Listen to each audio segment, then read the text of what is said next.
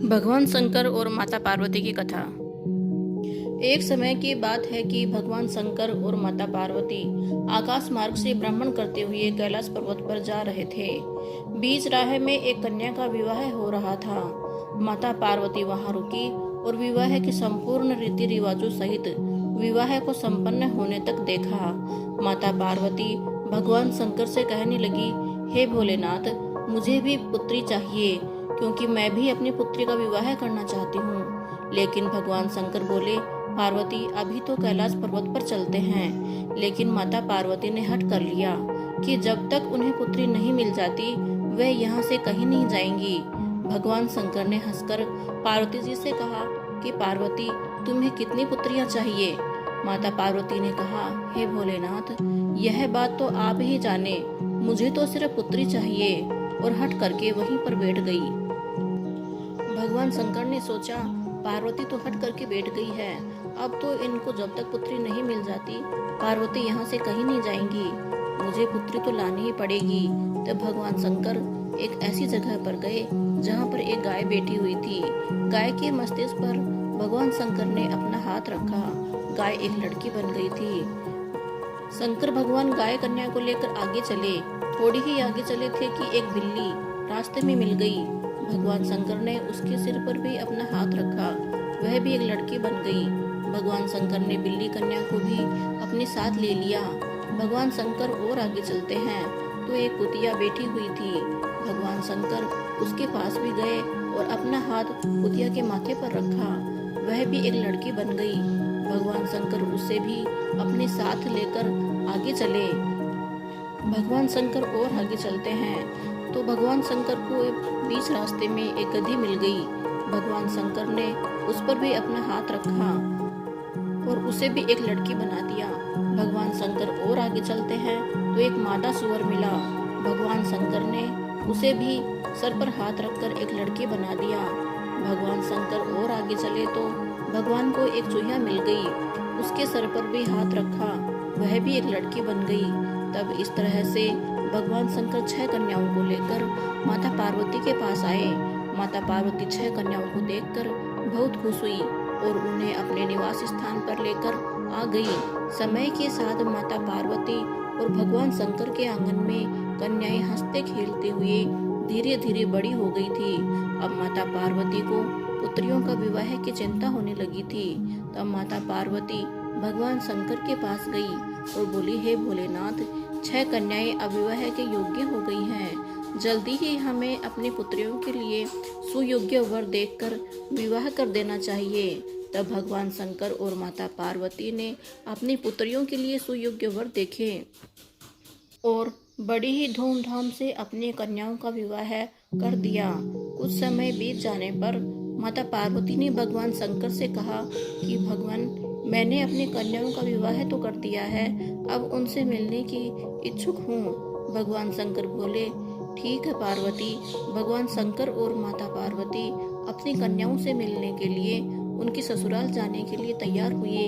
सबसे पहले भगवान शंकर और माता पार्वती बिल्ली कन्या के घर गए और अपने पुत्री से मिले।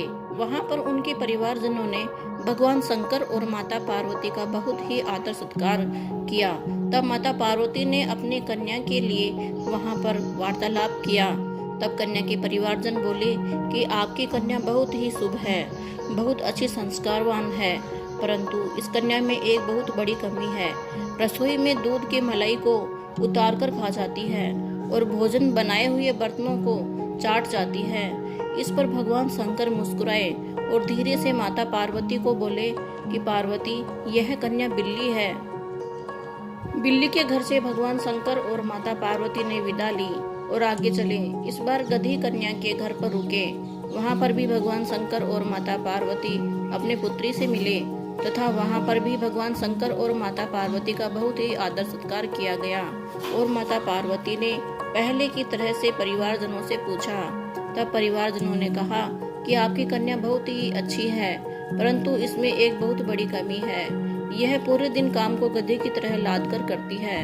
तब भगवान शंकर फिर मुस्कुराए, पार्वती जी से बोले, हे पार्वती, यह कन्या गधिया है। माता पार्वती और भगवान शंकर ने वहां से भी विदाई ली। भगवान शंकर और माता पार्वती और आगे चले।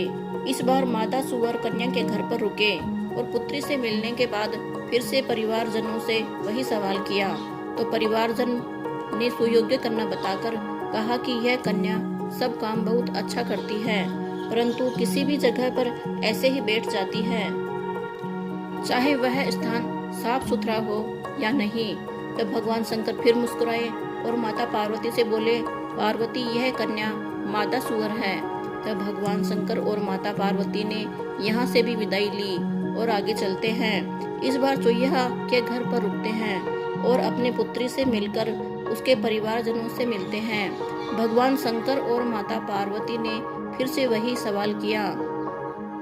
तब चुईया कन्या के परिवारजनों ने कहा कि यह आपकी पुत्री बहुत सुयोग्य है, परंतु वह अपने कमरे से बाहर नहीं निकलती, पूरे दिन अपने कमरे में रहती है। तब भगवान शंकर मुस्कुराए और माता पार्वती से बोले, पार्वती यह कन्या चुईया है जो हमेशा अपने बिल के अंदर ही छुपी रहती है।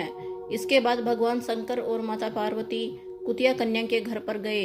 वहां पर भी अपनी पुत्री से मिलकर परिवारजनों से यही प्रश्न किया तो परिवारजनों ने कहा कि घर का कामकाज तो ठीक ठाक कर लेती है, परंतु पूरे दिन बोलती रहती है।